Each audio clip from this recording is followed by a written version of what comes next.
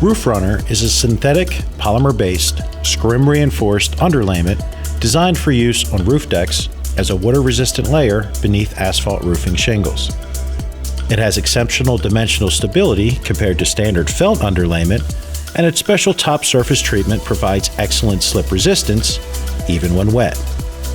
RoofRunner is tested for UV resistance for up to 3 months and should not be left exposed longer than 3 months prior to installing finished roofing. Apply RoofRunner only to a clean, smooth, nailable deck. If a waterproofing shingle underlayment is to be installed, install that first and then lap the RoofRunner over.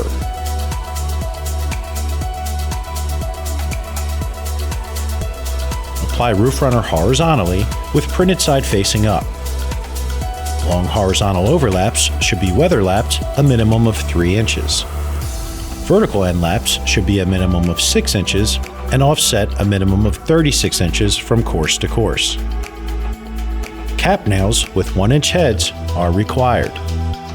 Fasten flat and tight at each circular target with proper fastener spacing being 15 inches on center vertically and 12 inches on center horizontally.